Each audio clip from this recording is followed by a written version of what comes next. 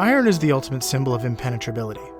In fact, an old naval vessel called the USS Constitution was nicknamed Old Ironsides in an Oliver Wendell Holmes poem because cannonballs were said to bounce off the ship's hull.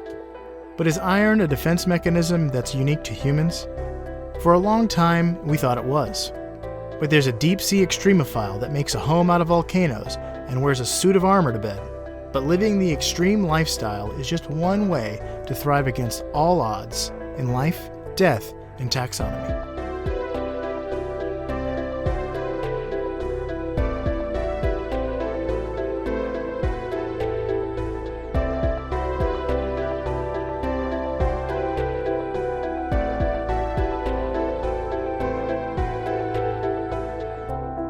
Welcome to Life, Death, and Taxonomy. It's your 30 minutes of interesting animal information. I'm Joe. And I'm surprised you didn't say welcome back. A little bit I'm taken aback. I think I speak for everyone. Who are you to speak? I'm Carlos. I'm surprised you didn't say I'm Carlos. Thank you to Cassie for creating our theme song. To hear more of Cassie's music, search Cassie Michelle on YouTube. Today we're talking about a metal mollusk, perhaps the most metal animal we've discussed. Possibly. There is a contender, but we'll talk about that later. We're talking about the scaly foot snail. And you said this is a suggestion, right? Yeah, it was a suggestion from Doug. Yay, Doug. Doug coming in clutch with these amazing animals. I'm loving this. And he's coming up with some really good ones. Mm-hmm. Well, finding them. I guess he didn't come up with the animal, but God did. But yeah, the scaly-foot snail. But we're gonna call it here the spiky stomach foot. This is gastropod. The Viking volcano vixen. And the deep-sea chain smoker. But more on that later. See, I get to say that now. This was a rough episode for me to research because there's a lot of interesting things about this snail and none of it is easy to understand. I spent 20 minutes on just this sentence. Sclerites are not homologous to a gastropod operculum. I can tell you what that means. I could tell you what that means now too, but it took a while. I read that exact sentence and I was clicking on all of the hyperlinks and learning what those words meant. But we're still in the business of naming things, which means it's time for my favorite part of the show, Critter Groups. The part of the show where I ask you, Joe, a question, and that question is the same every time. What is the name of the collective noun for this animal? Snails in particular. What is the name of the term of venery? Or what is just the name of a group? There's all a bunch of them. What would you call them? Would you call them, Joe, A, a smack of snails, B, a rout of snails, C, a clutch of snails, or D, a polyp of snails? A polyp. A polyp is an actual thing in the ocean. I think it's like a... Oh no, it's like a medical thing. A scallop I'm thinking of. Close. Man, all of these smack of not being real. Let's go with smack. Final answer. Smack of snails? Final answer? Sure. That's it's incorrect. As much as if that'd probably be what I named them if given the opportunity. Because that's just fun to say, a smack of snails. And for a lot of animals, I imagine it's a snack of snails. But the answer is rout. Okay. We've done snails recently, and I think the last time it was escargotois. So I knew I couldn't go with that one. But it's a rout of snails. Also, a polyp is a lot of different things. There are coral polyps, so you're right that they're in the ocean. Oh, okay. And also you can get them like in your intestines and stuff. It's just like a growth in a certain structure, I think. So I thought Despite that, it sounds like it tastes really good. I think it sounds disgusting. It's one of my least favorite. We've talked about it before. No, it's one of my least favorite. It's like a popcorn scallop. No. Popcorn scallop. It's a polyp. I guess just knowing that it's like a growth in your, like a living growth in your intestines, like that's what comes up to mind when I think of a polyp, like a coral growth in your intestines kind of thing. It's just so disgusting. It's like, Ugh. I'm getting hungry. Like I have polyps.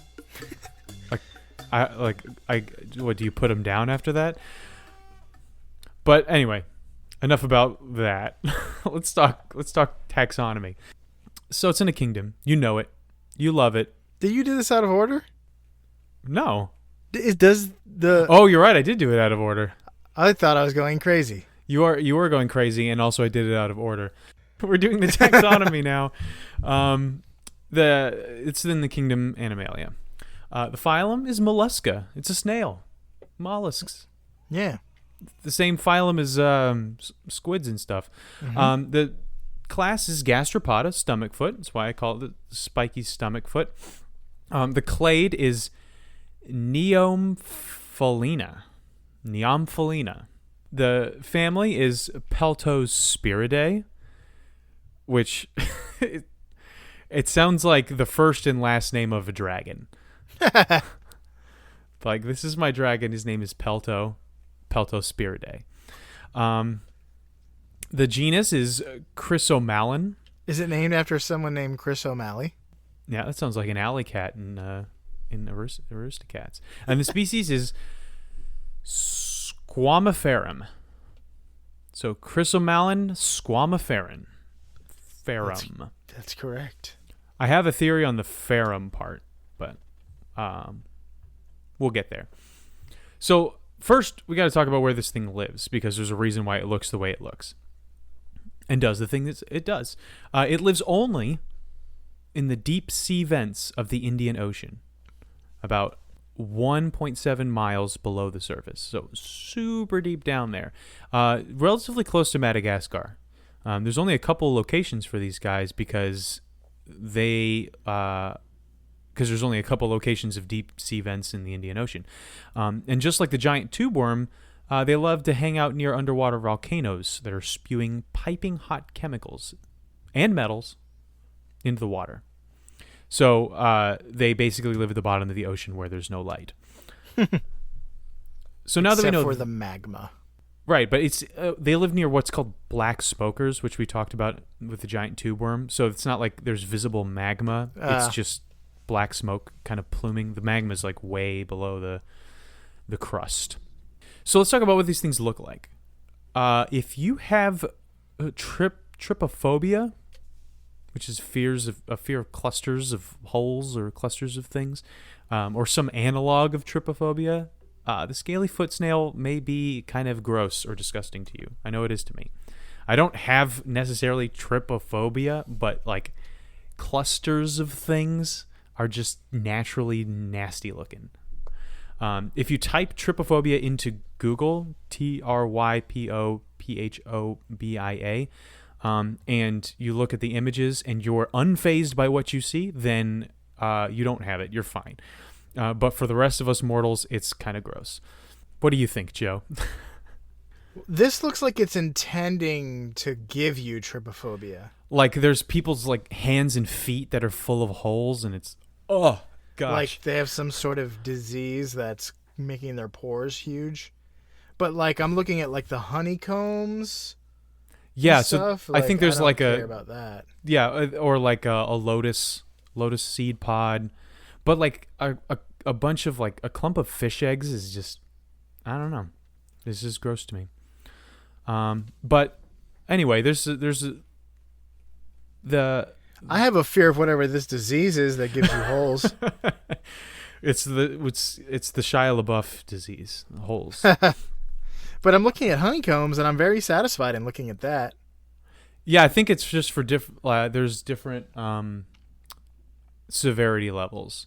Like for some people, for me, a honeycomb or a lotus seed pod, or like a pancake that needs to be flipped because it's bubbling, those do not bother me. But some of the other pictures on there are bothersome. Apparently some are getting trypophobia triggered because of the new iPhone with the 3 cameras. Oh, yeah. I imagine if you have it pretty bad, that would be enough. Yeah, enough. So that's the craziest thing about this snail, is that it has scales all over its foot. Mm-hmm. Why it's called a scaly foot. Snail. Yes. If you remember, a snail foot, sorry, is pretty much the entire part of the snail that you can see, except for its eyes and antenna and snout. But the rest of it, that big amorphous, mushy part that touches the ground, that's basically its foot. The rest of the snail is inside the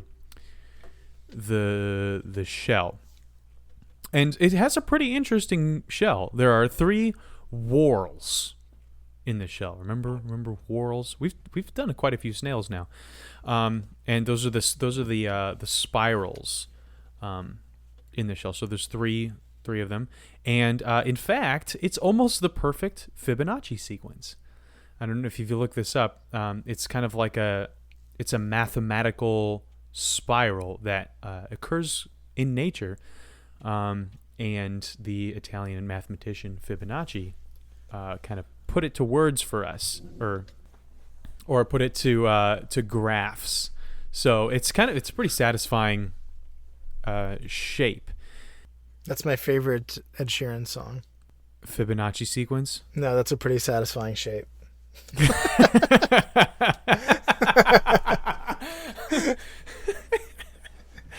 It's very chill of him. It's not this. I would imagine the song is satisfying shape, but nope.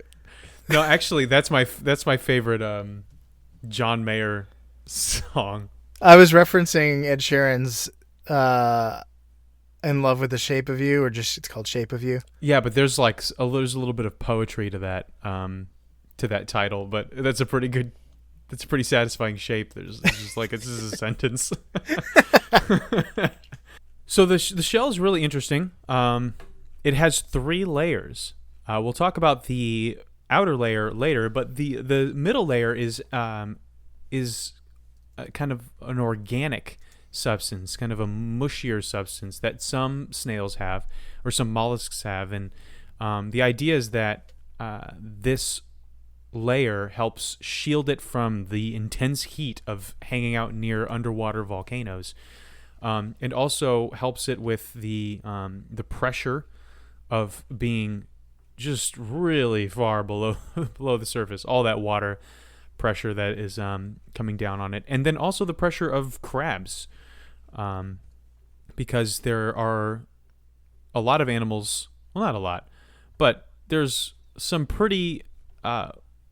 there's some frequent flyers when it comes to thermal vents at the bottom of the ocean, and crabs are one of them, and they will sometimes feed on these scalyfoot snails. So being able to withstand the pressure of a crab claw crushing your shell is pretty helpful, and this organic layer ostensibly helps them do that. And then the innermost layer is made of aragonite, which is pretty common in mollusk shells. But getting back to the scales on its foot, because this is a pretty marked aspect of its description. It's covered in these hundreds of overlapping sharp-ish scales, kind of like a pangolin-esque, kind of like a pine cone, and they're we'll talk about what they're made of later, but it's kind of like our friend the chitin. What did we decide on that? Chitin. I mean, no, not the material, the animal, with the magnetic teeth. We'll go with chitin. The chitin also has these scales covering its body. The scales are called sclerites, which is what I mentioned earlier in that difficult to understand sentence. But the chitin and the scalyfoot snail are not related outside of being mollusks. But this also helps them withstand the heat and pressure of being at the bottom of the ocean next to a volcano. The scalyfoot snail also has no eyes or tentacles. It doesn't need eyes because, again, it lives at the bottom of the ocean. There's no light down there. And it also can't withdraw entirely into its shell, probably owing to the fact that it is covered in scale mail. Armored scales, yes.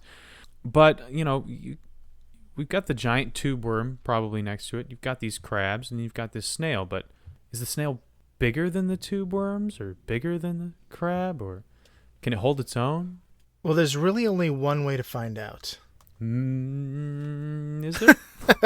And that is with the beloved Measure Up segment, the official listener's favorite part of the show, the part of the show when we present the animal size and dimensions relatable in relatable terms through a quiz that's fun for the whole family. It's also part of the show that's introduced by you when you send in audio of yourself singing, or chittering the words Measure Up into ldtaxonomy@gmail.com. We do have a new Measure Up intro today, sent in by Andrew, who Thanks, also said, accompanying this audio file, what I think about every time a Measure Up segment comes on. I can't imagine what this is going to be. Well, let's find out. Without further ado, the listener's favorite part of the show. The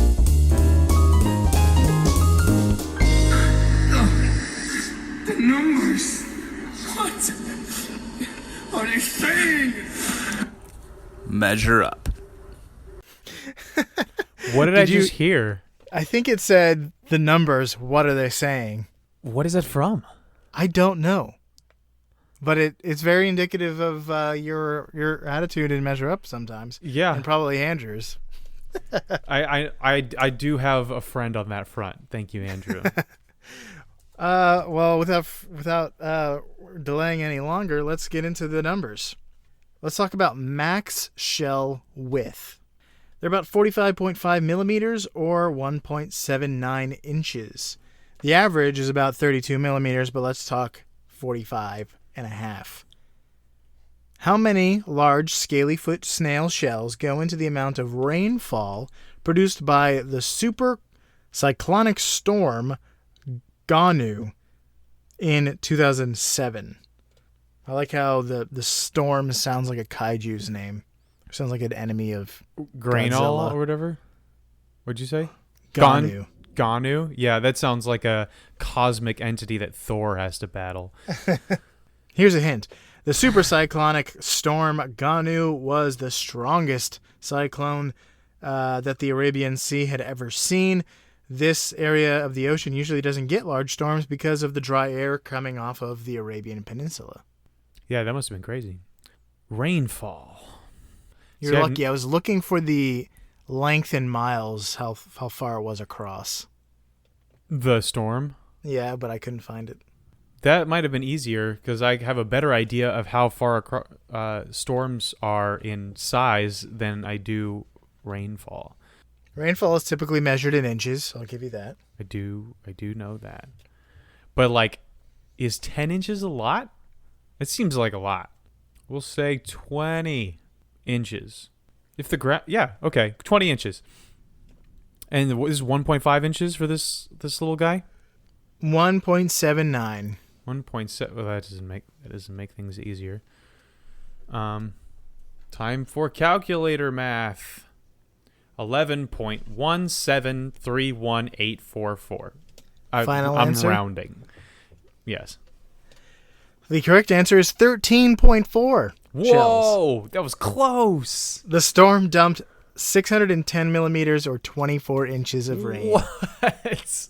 And reached wind speeds of up to 270 kilometers per hour or 165 miles per hour. Those are some fast winds. They are. Let's talk about living depth, where they live in the ocean and how far down. They live about near these vents, which are 2,780 meters or 1.73 miles in depth. 1.73. Yeah, I think I even said that earlier. So how many anthills made by the wood ant species Formica aquilonia go into the living depth of a scaly-foot snail? Living depth sounds like a potion in Harry Potter. Here's a hint. Wood ants are known to build complex nests in coniferous forests of Asia and Europe. Wait, so the depth of their nest? No, the height of their nest. Oh, the into the height. depth of the... So from the ground to the top. Yeah, if you were standing next to it, how tall would it be compared to you? Okay, I'm imagining that's about 2 feet. So, 1.74 miles is 9,187 feet. And I said 2 feet, so we're going to divide it by 2. I'm going to say 4,593. 4,593 ant hill heights go into the depth of where the scalyfoot snail lives. I'm starting to empathize with Andrew. I mean, I always have, but like, what the numbers, Joe? What do they mean? You know what they mean, and is that your final answer? Yes, 4,593. The correct answer is 1,141.8 hills. The wood ant can build nests that reach 8 feet high. What? That's like an anthill that can fall on top of you. Yeah, I would not want to hey, I'm hiking in the woods. Let me go up on that hill to get a better view of the land. Whoops, I'm sinking down to a red ant pile and I'm not having fun. Oh, I'm seeing this, and it's a great big pile of nope, because these do look like hills that you could just go stand on, and you're like, oh, and then suddenly you're facing one of the worst fates imaginable. Indiana Jones 4 style. Yeah, goodness, I wouldn't recommend that movie to anyone. And that scene is part of it. You got any fast facts before we get into the major fact? I sure do. All right, let's talk about what this snail eats, because snails got to eat, right? Well, this one doesn't really. It's actually what's called a chemotroph, which means, which I'll simplify it. It means it uses chemoautotrophy for nutrition. Does that make things simpler? Yeah. Do you understand it now? Mm-hmm. So this is actually an insanely complicated biochemical process that I do not have the natural intelligence to understand quickly. So what I do understand that it basically means is that the snail gets its energy from a symbiotic relationship it has with bacteria that live underneath its scales. And so the bacteria can create energy from iron. So it consumes iron and sulfates. Iron sulfate, yeah, and it creates energy from that, and the snail lives off of that byproduct of energy. I'm not sure exactly what kind of energy is transferred to the snail or how it's transferred to the snail. Something about conserving electrons and reducing the respiratory chain, but I will probably never know this. Part of the reason this is so difficult to understand is I was just writing an article for the website for LDT called "What is an Animal? What is Animalia?" And there's some basic rules. And things that live near these vents in the deep ocean break a lot of these rules. Break the rules. Yeah. Like one of these rules is that it eats organic material. And another one is it breathes oxygen. And these bacteria essentially breathe chemicals like sulfur. And they don't require oxygen. It's a weird world down there and very interesting. They do what they have to survive. And living next to a volcano at the bottom of the ocean, there is a lot of iron, quote unquote, food for the bacteria and the snail. So it's actually pretty unique feeding thing, and would be the fast fact if it weren't for would be probably the major fact if it weren't for the major fact. So why don't you go ahead and regale us with that? Okie dokie. So, this scalyfoot snail is one of the only known animals to incorporate iron into its bodily defenses. And we're not talking about like tiny molecular iron. We're talking about real iron armaments. So, the snail has an iron-reinforced shell, and it also has iron scale mail surrounding its foot. Those like little scales you were talking about, they're reinforced with iron too. So the foot, by the way, is the part of the body that comes out of the shell to help get around. In this particular case, it doesn't even go all the way inside the shell. So This scale armor is made of sclerites, which you referenced before in that weird sentence, which it's a word that refers to hardened body parts that aren't related to vertebrate, bone, or teeth. So these sclerites are made of iron sulfides like greigite and pyrite, also known as fool's gold. So if you've ever been held a chunk of what looks like gold and then somebody tells you it's fool's gold, that's pyrite. Basically, if you've ever gone into anything that's calling itself an old-timey general store or a Cracker Barrel or something like that, and there's little shiny rocks, and that you can buy for 10 cents, it's fool's gold. Yeah. But you ain't no fool, you know it's pyrite now. So these metals surround epithelial tissue, which is the kind of tissue around your organs and the top layer of your skin. It's just one of the many types of tissue, just like muscle tissue and stuff like that. So this hardened armor is most likely provides more protection than a typical chitinous or chitinous shell. And like you mentioned, there's lots of little pinchy boys surrounding them. So those pinchy boys, can't get away from them. You are a snail. So iron is more durable and less brittle than chitin and other organic materials. So it's nice to have an iron coating. But how could it do that? A. And why doesn't everyone do that? B.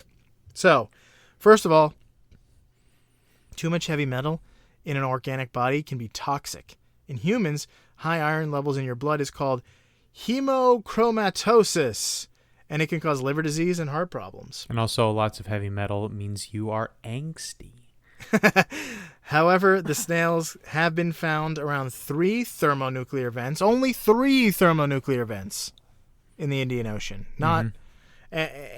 Only 2 of them spew out high levels of iron. So the ones around the 3rd thermonuclear vent do not have these iron armaments. Really? So only around the 2 iron vents do these snails have this iron sulfide in their scales and shell. So we aren't sure how they incorporate the materials or these minerals into their armor, but a brand new study has unraveled some clues that were buried deep in the snail's genome. A study in Hong Kong was published in April of 2020, this year, and they said, and here's a doozy of a sentence, we suggest that the ability of Lophotrochozoan lineages to generate a wide range of hard parts exemplified by the remarkable morphology disparity in mollusca draws on a capacity for dynamic modification of the expression and positioning of toolkit elements across the genome. Now, if you don't speak scientist, here's some terms that my brain can handle, and hopefully yours can too. I'm just thinking what Luke Skywalker says in the Return of the Last Jedi, where he's like, amazing. Every word you just said was wrong. So every word I just said was science nonsense. It was science, not nonsense, but science. Too much science. Nonsense to me, sense to them. Unscience it for us. But in terms that a normal person's brain can handle, the animals in this specific clade, which is the Lophotrochozoan, I'm not going to do it again, have a variety of anatomical armored oddities, especially mollusks, and may be genetically suited to developing unique modifications in their armor. You've made it a little bit easier to grasp. I was worried that it was just not. It makes sense to me because I've been reading about it today. But basically, mollusk genes, these particular genes in mollusca are particularly suited to having weird body parts and weird armor. And the gene is very diverse in that regard. So they also discovered a gene called MTP9, or metal tolerance protein 9, that allows them to live in an iron-rich environment and even incorporate it into their bodies. So they have a specific genes that They have specific genes that allow them to tolerate iron in this way. So we're not totally sure why or how they do this, how they incorporate these irons. They used to think that it was actually from the bacteria that you were talking about that are symbiotic with them. Yeah. But it's probably more likely that it's something genetic, that they're able to incorporate this environmental iron and just put it into their shells. Environmental. Environmental. Yes, it is. But that's all I got. I learned an interesting fact while researching this, and that's that a snail's shell is technically its skeleton. It's like an exoskeleton. It's just not totally enclosed. Because a skeleton is, by definition, an internal or external rigid framework supporting or containing the body of an animal or plant. So I was like, huh. And so technically the scalyfoot snail is the only animal that incorporates greigite into its skeleton. Nice. So when I saw that, I was like, it doesn't have a skeleton. It's a snail. But it turns out that I was wrong, like I usually am when I make immediate conjectures about science. But yeah, this guy's fascinating. He coats himself in iron and eats it too. In a weird He eats in a weird iron way. for breakfast and goes to sleep in a suit of armor. And fights off giant worms and ravenous crabs. It's like Dune. It's just like It makes a home near a volcano. Yeah, he's an extremophile. I can't believe we've gone this whole episode without saying the word extremophile. But yes, I did say it in the intro. Oh, did you? Okay, good. I haven't heard the intro yet, but I'm sure it's great. But that's all I got. That's all I got. Okay. So for you out there in Podcastia, put on a hardy shell, snuggle up to a warm vent, and always be sure that your endosymbionts oxidize ferrous ions into ferric ions in order to conserve electrons and reduce your respiratory chain through reverse electron transport like the scalyfoot snail. Here in life, death, and taxonomy.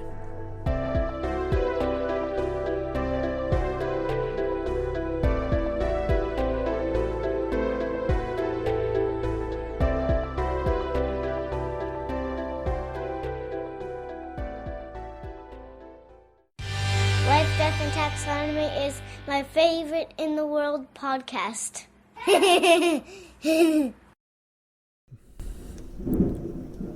Yeah, I know. I don't know how much of this is going to make it into the final edit, but yeah, there's a baby crying on my left, and then there's a thunderstorm on the window coming through the window on my right. So shut up, Sky.